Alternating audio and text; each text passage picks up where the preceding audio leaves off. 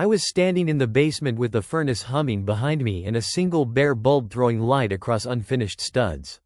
Maple Ridge always felt quiet in winter, the kind of quiet you can trust. Even down there, you could hear the house settling the way it always did. Wood expanding, pipes ticking, life continuing. I had come down to clear space. That's what I told myself. One more box. One more stack of old paint cans. Something normal. The notebook was wedged behind a plastic tote marked, Xmas. The kind Sarah insisted on labeling in thick black marker like it made the seasons easier to manage. The cover was worn soft, corners curled, a rubber band holding it shut like it didn't want to be opened. The flash drive was taped inside the back cover with yellowed masking tape. No label, no explanation, just a small, heavy thing that didn't belong. I sat on the bottom step and opened the notebook like I was checking an old grocery list. It wasn't long before I stopped breathing the way you're supposed to. A few lines, dates written in the margin, and names, 5 of them, repeated like a pattern someone thought they could hide by burying it in ordinary handwriting. I didn't read it all. I didn't need to. Something moved through me, not anger exactly. More like a door closing, quiet and final. The kind of cold that doesn't come from the basement floor but from realizing you've been living in a version of the truth that was never the whole thing. I held the notebook in one hand and the flash drive in the other, and I understood, suddenly and completely, that whatever my life had been up to that moment, it was already over. Upstairs, the house was still. No footsteps, no voices, just the normal silence of a long marriage on an ordinary day. Only it wasn't normal anymore. Not for me. Not after those 5 names. Before that day, my life had a rhythm that rarely surprised me. I ran operations for a mid-sized commercial contractor out of Dayton, which meant early mornings, job site walks, change orders, and a steady rotation of people who always needed something. I liked the predictability of it. You could measure progress in poured concrete and finished punch lists. If there was a problem, it showed up in numbers, timelines, or material counts. You didn't have to guess what was real. At home, things felt the same. Maple Ridge was the kind of town where people waved even if they didn't know your name, where the high school football schedule mattered more than national headlines. Our house sat back from the street, matured trees, the porch light Sarah insisted on leaving on every night like it was a small promise to the neighborhood. We'd been there long enough that the kids' heights were marked on a doorframe in the hallway, pencil lines from years that went by faster than I ever admitted. Sarah and I had been married a long time. Long enough that people stopped asking how we met and started saying things like, "You two have it figured out." She was reserved, always had been. Not cold, exactly, just careful. She measured what she said, kept her emotions contained. In public she was polite, steady, the kind of woman who remembered birthdays and sent thank you cards. At home she moved through routines like they were work assignments. Laundry on Tuesdays, grocery run on Thursdays, beds stripped and remade on Saturday mornings. I used to take comfort in that. It made the house feel managed. We weren't loud. We didn't throw things. We didn't slam doors. If we argued, it was quiet, contained, like adults who had learned to keep their voices down. Over the years, I'd mistaken that for stability. Calm meant solid. Distant meant tired. Silence meant peace. That's what I told myself. Sunday dinners were our anchor. Even when the kids got older and schedules got messy, Sarah kept Sunday sacred. Roast or pasta, something that would feed everyone without much fuss. The table talk was safe. School, work, weather, small-town news. If anything heavy came up, Sarah would redirect it with a question or a joke that wasn't really a joke. I used to think she was just protecting the mood. Looking back, there were details I filed away and forgot. Sarah's nervousness when someone mentioned old friends from before we were married. The way she'd leave the room if a movie got too close to a certain kind of story. The way she refused to talk about her early 20s except in broad, uninteresting summaries. It was a long time ago, she'd say. Nothing worth rehashing. I accepted that. People have pasts. You respect boundaries. There were other things, too. Small shifts I blamed on stress. Her phone face down more often. A quick swipe closed when I walked into a room. A sudden interest in organizing that mostly meant shredding papers and cleaning out drawers when I wasn't home. She'd get tight in the shoulders if I asked what she was working on. Then she'd soften it with a smile like I was being silly. The truth is, I trusted the life we'd built because it looked like something you could trust. Mortgage paid on time. Holidays planned. School forms signed. Photos on the mantle. The kind of marriage people assume is safe because it's quiet. And I was good at ignoring the parts that didn't fit. I'd been trained by years of work to solve visible problems, not invisible ones. If Sarah was distant, I gave her space. If she was short with me, I figured she needed rest. If she shut down a conversation, I told myself it wasn't important. It never occurred to me that the things I called private might have been hidden. It never occurred to me that the calm I depended on might have been maintained, not earned. By the time I found that notebook, I had decades of routine behind me, enough to make me believe our story was settled. Like a job completed, signed off, and filed away. But stories don't stay finished just because you want them to. I didn't confront Sarah. I didn't ask questions or hint that I knew anything. That night, after the house went quiet, I took the notebook upstairs and sat at the kitchen table with the same care I used reviewing bid documents. I read it slowly, line by line, like accuracy mattered more than emotion. The handwriting never changed. Neither did the format. Dates on the left, initials sometimes, full names other times, short notes that meant nothing by themselves and everything when stacked together. At first, my mind tried to scatter it. This couldn't be what it looked like. There had to be context I was missing, a misunderstanding that would snap into place once I saw the whole picture. That instinct didn't last long. Patterns don't lie. They don't care how long you've been married or how many holidays you've shared. They just repeat. I noticed the spacing between entries. The clusters. Years where nothing appeared, followed by months where names repeated like a pulse. Some overlapped with milestones I remembered clearly: our move to Maple Ridge, the year I took the promotion, the summer our daughter learned to swim. The realization didn't come all at once. It came in increments, each one quietly dismantling a memory I'd thought was solid. I plugged the flash drive into my laptop and waited. No panic, no rush, just a steady pressure in my chest, like I was holding something heavy but manageable. The files were dated, organized into folders that matched the notebook entries. Emails, scanned notes, a few photos I didn't open right away. I didn't need to see faces yet. The timestamps were enough. They aligned too cleanly with the written records to be coincidence. What struck me most wasn't the betrayal itself. It was the consistency. This wasn't chaos or impulse. It was maintained, managed. There was a system behind it, a structure I hadn't known existed. I'd spent my career respecting systems, understanding how things function beneath the surface. Seeing that same discipline applied here made something shift inside me. I read without reacting. No racing thoughts. No urge to wake her up and demand answers. That surprised me. I'd always assumed discovery would come with noise, anger, accusations. Instead, I felt myself pulling back, like stepping out of a room to get a better view through the glass. Once I finished, I closed the laptop and sat there until the house settled again. I thought about the version of Sarah I carried in my head, the woman who was reserved but loyal, distant but dependable. That image didn't shatter. It dissolved, slowly, cleanly, like it had always been held together by assumption rather than fact. For the first time since we'd met, I allowed myself to consider that I might never have known her at all. Not in the way I'd believed. The routines, the calm, the predictability, they weren't proof of honesty. They were cover. Maintenance work done well enough that I never questioned the foundation. That was the real shift. I stopped trying to reconcile the past with what I'd found. I stopped defending memories that no longer made sense. Instead, I accepted a simpler truth. I had built my life around a person who had been running a parallel one the entire time. Once that settled, something inside me went quiet. Not broken, not numb, just observant. After that night, something fundamental changed in me, though nothing on the surface shifted. I went to work. I answered emails. I sat across from Sarah at breakfast and listened to her talk about errands and schedules. I nodded in the right places. I even smiled when it was expected. From the outside, I was still the same man, still participating in the same life. Inside, I had stepped away. The questions that should have come never did. I didn't ask why. I didn't ask how long.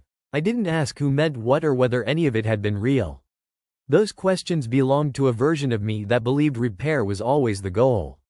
That version assumed damage automatically triggered response, that discovery demanded confrontation. I realized, quietly, that I no longer felt obligated to perform that role. The decision didn't arrive as a declaration. It wasn't dramatic or emotional. It formed the way concrete sets, slowly, without spectacle, but irreversible once it hardened. I understood that I wasn't going to fix this. I wasn't going to negotiate with it or carry it forward under new terms. Whatever we had called a marriage had already ended, it just hadn't caught up with the calendar yet.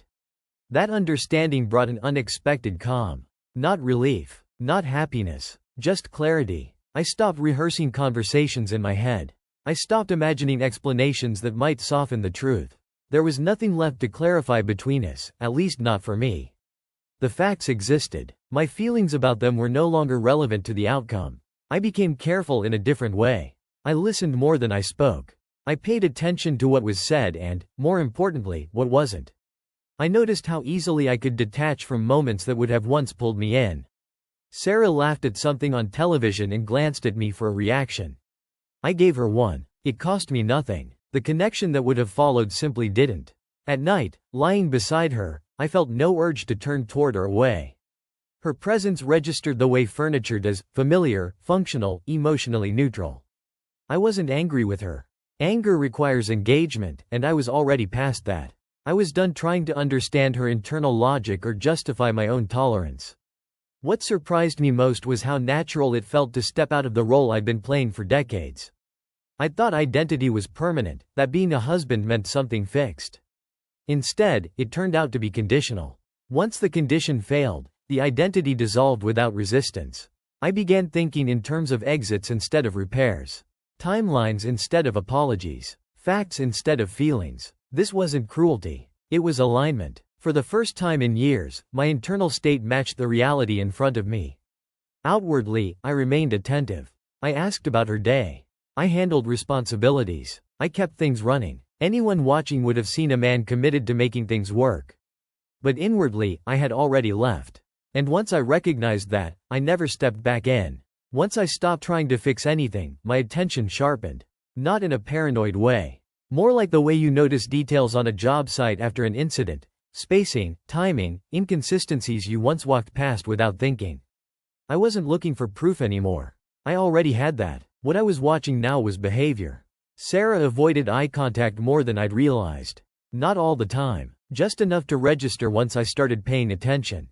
When she spoke about neutral things, groceries, the kids, the weather, she looked straight at me. When the conversation drifted anywhere near the past, her eyes shifted, just slightly, toward the window or the counter. It was automatic. Practiced. Her answers contradicted themselves in small ways. Nothing dramatic. A date here. A sequence there. The kind of inconsistencies that only matter if you're listening closely. If I asked the same question weeks apart, the response changed just enough to confirm it wasn't anchored to truth. I didn't correct her. I didn't react. I let the answers sit where they landed. Defensiveness came quickly now. Faster than it used to. A neutral question about finances would tighten her posture.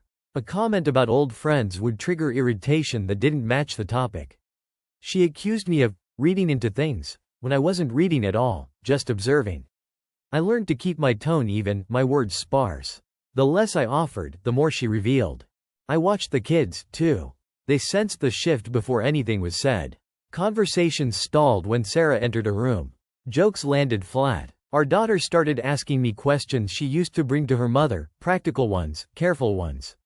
Our son stayed out later, lingering at friends' houses without explanation. Nobody announced anything. They didn't need to. Households communicate in silence long before they use words. I noticed gaps. Not just in stories but in time. Errands that took longer than necessary. Appointments scheduled vaguely. I'll be back later, without specifics. I didn't track her. I didn't check her phone. That phase was over before it began. Observation didn't require intrusion. Everything I needed surfaced on its own. The most telling moments were unguarded ones. When she thought I wasn't listening. When she assumed I was still the man who filled in blanks for her. She slipped then. Mentioned people she'd claimed not to speak to anymore. Reacted too quickly to things I hadn't said. Familiarity leaking through a narrative that was supposed to be settled. I kept notes, but not like evidence. More like reminders to myself. Dates. Phrases. Reactions. It wasn't about building a case. It was about maintaining clarity. Memory gets soft when emotion gets involved. I wasn't interested in letting that happen. The strange part was how little effort it took. Once I stopped engaging emotionally, the truth became visible without resistance. Lies depend on participation. When you withdraw that, they start collapsing under their own weight. I didn't rush anything. Time was doing the work for me. All I had to do was watch, stay quiet, and let patterns finish revealing themselves. They always do. The truth didn't stay contained, no matter how carefully I handled it. Things like that never do. It moved outward the way pressure finds a crack, quiet at first, then impossible to stop. It reached the kids before I said a word, not through facts but through atmosphere. They felt it in pauses, in the way I stopped deferring to Sarah on decisions that mattered. They noticed that I answered questions directly while she circled them. Children understand imbalance long before they understand cause. The town followed. Maple Ridge runs on familiarity. People notice when routines change, when couples stop attending events together, when one half of a marriage starts showing up alone. I didn't confirm anything. I didn't deny it either. Silence has a way of inviting speculation, and speculation did the work I refused to do myself. Whispers replaced certainty. Invitations slowed. Sarah felt it before she admitted it existed. The records in that notebook stopped being abstract once names gained context. I began recognizing them, not personally, but situationally. A former colleague. Someone tied loosely to an old neighborhood. One name connected to a family that still lived 2 streets over. The weight of it shifted. What had once been confined to private deception now occupied shared space. The past wasn't past anymore. It was present and social and impossible to reframe. The DNA test wasn't my idea. Our daughter asked for it, careful and quiet, like she was afraid of breaking something fragile. I didn't argue. I didn't encourage. I just agreed. By then, I already knew what it would say. The timeline had answered that question long before science did. Still, there's a difference between knowing and seeing it in writing. The results arrived in a plain envelope. No drama. No build-up. Just a sequence of numbers and conclusions that removed the last remaining ambiguity. I read it once and set it down. I didn't feel shock. I felt confirmation. A final alignment between suspicion and fact. Our daughter didn't cry. She went still, the way people do when something foundational shifts beneath them. I told her what mattered. That biology doesn't erase years of presence, that my role hadn't been conditional on DNA. She listened, but something had already changed. Truth alters relationships even when reassurance is sincere. The 5 names in the records stopped being symbols. They became contributors, variables in outcomes that reached far beyond what Sarah had controlled. Each one represented a choice that rippled forward, touching lives she'd assumed were insulated by secrecy. From that point on, nothing belonged only to us anymore. The story had outgrown privacy. Consequences moved independently now, no longer waiting for permission or timing. I didn't feel exposed. I felt released. The lie had required maintenance. Truth required nothing at all. It simply stood there, undeniable, reshaping everything it touched. The conversation didn't happen all at once. There was no single moment where everything spilled out in a rush. It came because there was nowhere left to stand without acknowledging what had already collapsed. Sarah asked me, finally, if we needed to talk. Her voice carried the cautious tone of someone who already knows the answer but hopes for a softer version of it. We sat at the kitchen table, the same one where I'd read the notebook weeks earlier. Daylight filled the room evenly, no shadows to hide behind. She started speaking before I did. She always had when she was nervous. Words came carefully arranged, like she'd practiced them in private. She talked about a long time ago. About being young. About confusion and loneliness and mistakes that didn't mean anything now. She talked about the life we built together as if construction erased what came before the foundation. I listened. She waited for me to interrupt, to challenge details, to ask questions she was prepared to deflect. When I didn't, she adjusted her approach. She emphasized duration, stability, shared history. She said love isn't perfect. She said people survive worse things. She said we were stronger than this. I still didn't respond. Silence unsettles people who are used to managing narratives. Without resistance, her explanations had nothing to push against. They thinned out, looping back on themselves. She mentioned regret, then justified it. She apologized without naming what she was apologizing for. Each sentence reached for resolution that wasn't coming. When she finally stopped, the room felt larger. I told her I had read everything. That I understood the scope of it. That there was nothing she could add that would change the facts. I didn't raise my voice. I didn't accuse. I stated it the way you state a completed inspection. She asked what I wanted to do. The question carried expectation, fear, and a last attempt at control. I told her I wasn't interested in deciding anything together anymore. That I wasn't angry. That I was done. The words landed quietly, but they carried weight. Finality doesn't need volume. She tried once more. Spoke about forgiveness. About starting over. About how much time we'd invested. I told her investment doesn't obligate continuation when the underlying agreement was false. I didn't say it to hurt her. I said it because it was accurate. That's when she understood. Not emotionally. Structurally. She saw that I wasn't engaging because there was nothing left to negotiate. My silence wasn't punishment. It was withdrawal. The conversation ended without a conclusion she could work with. No promises. No ultimatums. Just an understanding that whatever we'd been pretending still existed was finished. When I stood up from the table, she stayed seated. For the first time, she looked small. Not because I made her that way, but because the framework she'd relied on had disappeared.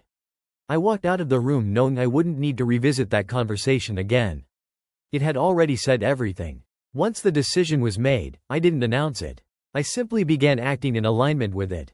That's how things ended between us. Not with a declaration, but with momentum shifting away from shared space. I contacted an attorney I trusted through work, someone who understood process and discretion.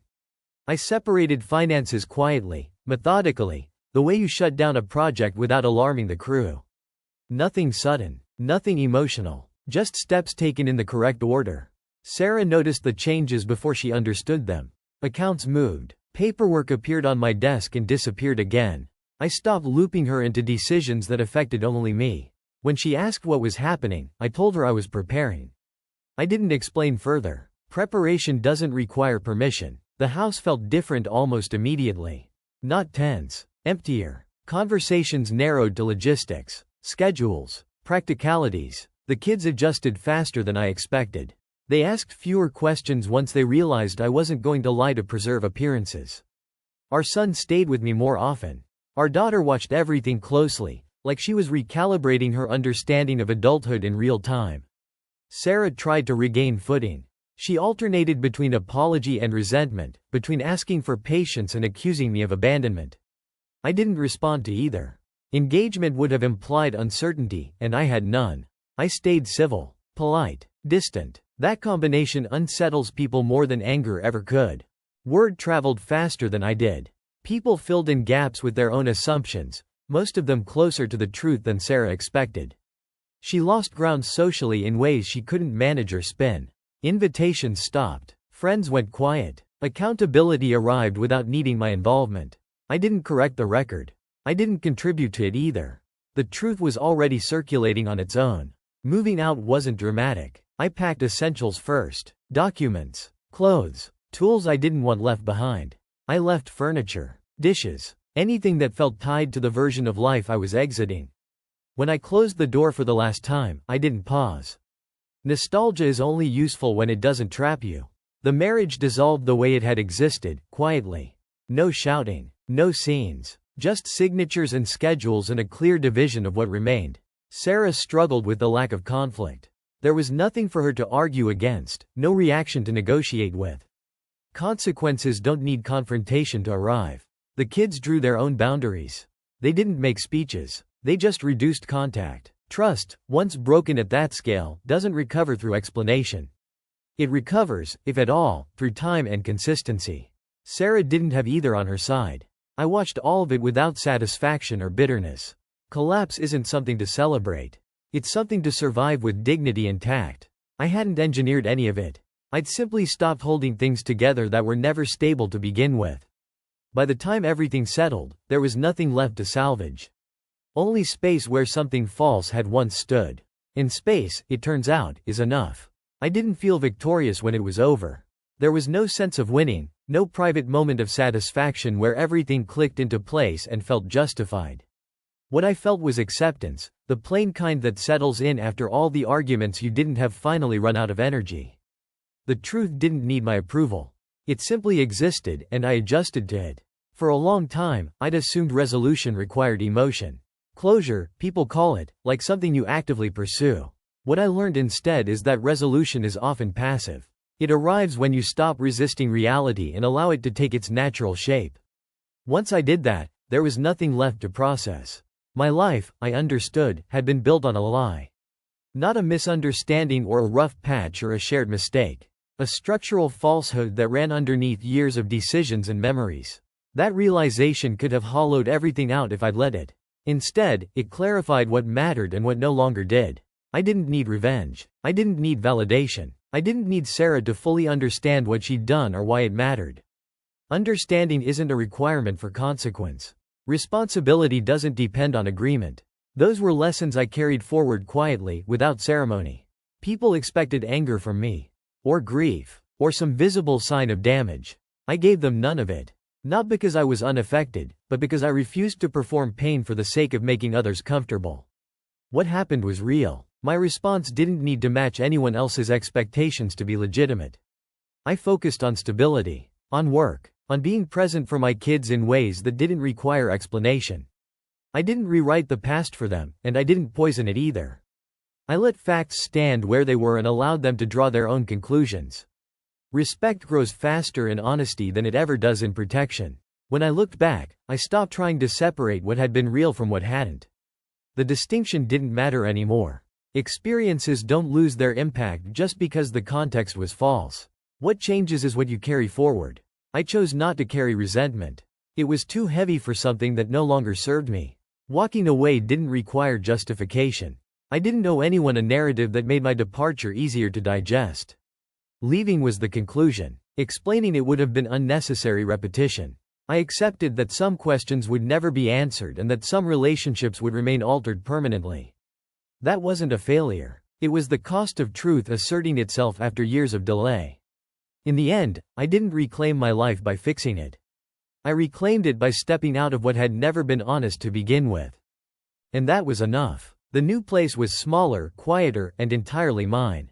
A rented house outside a different city, close enough to work but far enough from memory that nothing echoed by accident. I didn't decorate much at first. A bed, a table, tools hung where I could reach them. Order mattered more than comfort in the beginning. Time did what it always does when you stop fighting it. Mornings became routine again. Work regained its weight. Silence lost its edge. I didn't think about Sarah often, and when I did, it wasn't with anger. She became a closed chapter. One I didn't revisit because there was nothing left to underline. The past didn't disappear. It settled into place like a sealed room you no longer enter. The notebook stayed locked away. The 5 names remained ink on paper, nothing more. They held no power once I stopped measuring my life against them. My relationship with the kids grew quieter but stronger. Less explaining, more presence. They didn't need reassurances. They needed consistency. I gave them that, and it was enough. I learned that moving forward doesn't require reinvention. It requires alignment. You stop living inside a story that isn't true, and the rest adjusts on its own. One lie stayed behind in Maple Ridge. Everything else came with me.